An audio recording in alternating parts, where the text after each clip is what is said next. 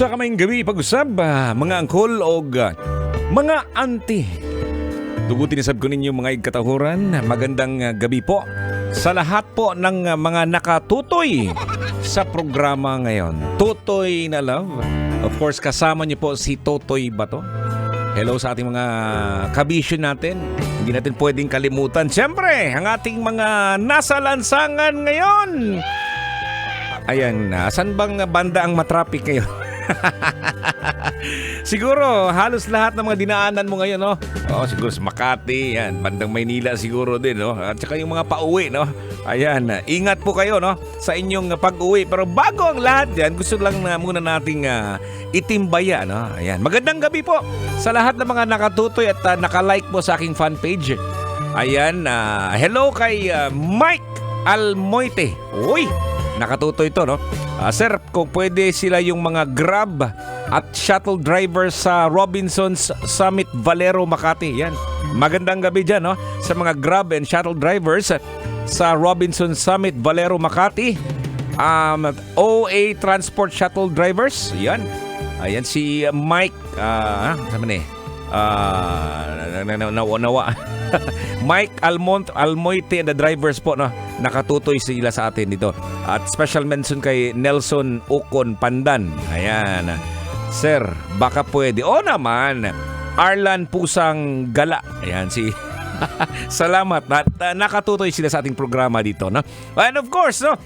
Shout out din kay April Oniliomer.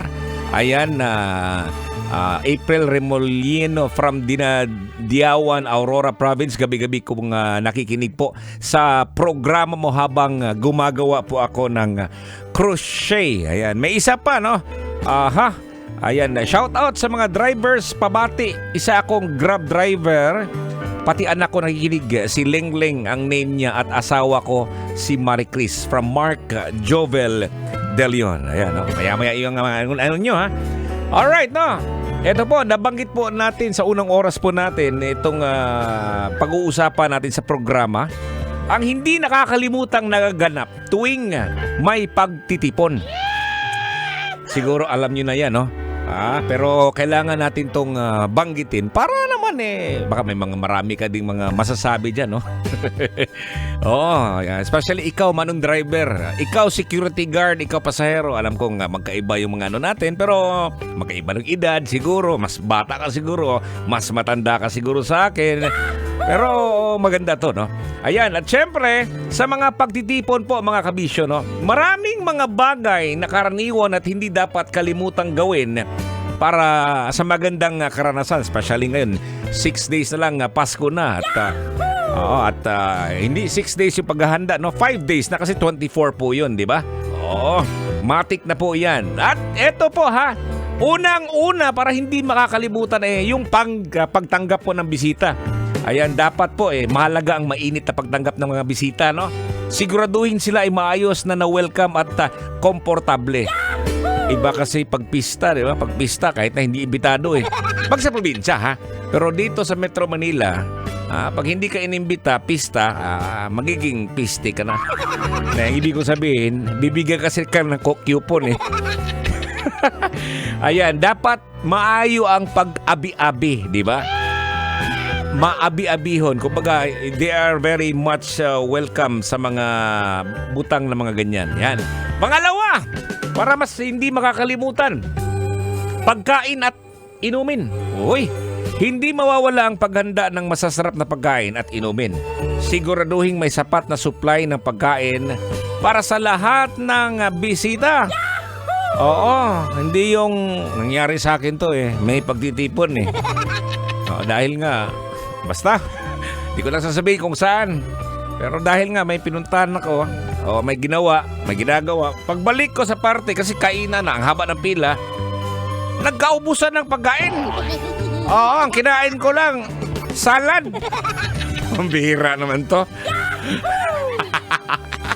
Ay nako, pero sige lang, hindi nakakalimutang experience ni Totoy Bato. Ayan, pangatlo, programa o entertainment. Ayan, maaring magkaroon ng programa o entertainment para mas lalong maging masaya ang okasyon. Ayan, ito ay maaring games, talents, portions, o kahit music playlist para sa tamang ambience. So, may mga lugar-lugar kasi na kung saan ayaw ng mga maiingay especially pag mga matatanda na. Ayaw ng maingay yan. Dapat pwedeng mag-usap sila. Parang background music lang yung nandyan naririnig. Kasi kung pipilitin mo magiging maingay ay Lucion, yun ang imuhang kigol. Ayan. Pang-apat na, magandang ambience. Ito na. Ang tamang dekorasyon at ambience ay nagbibigay ng mas masayang atmosfera sa pagtitipon. Pwede itong mga Christmas decorations, dapat lang. Kasi Christmas party, may ilaw o kahit na background music. Yan ang sinasabi natin. Christmas songs din, no? At eto na rin, pang-5, pag-uusap at socialization, no? Mahalaga rin na magkaroon ng oras para sa pag-uusap at pagsasama-sama sa mga bisita. Ang pagkakaroon ng magandang komunikasyon at interaction ay nagpapalakas sa samahan. Lalong-lalo na pag nasa trabaho ka, no? Oo, yung mga ka-office mates mo na hindi mo pa nami-meet, doon ka tatambay. Halimbawa, nakatambay ka, may bagong empleyado. Pero mukha namang pwede. O, doon ka, ha? At siguraduhin mo na single pa. Kasi pag ikaw naman may asawa, ay lusik as kigol. Alam mo mga kabisyo, dinadaan natin to sa tawa, no? Pero ito yung ginagawa natin para naman kayo, ma-meet naman yung mga bago na at ma-welcome mo naman, di ba? Ayan, no? So maya-maya na, mayroon pa tayong iilan. May isa pa siguro tayo dito at babasahin ko maya-maya yung mga mensahe po ninyo mga kabisyo. Ito pa rin si Totoy Bato. Alang sa programa natin ay Totoy na Love mula 9 p.m. till 12 midnight. Mondays to Fridays yan. Dinilang sa 90.7 Love Radio. Mayang gabi, kabisyo.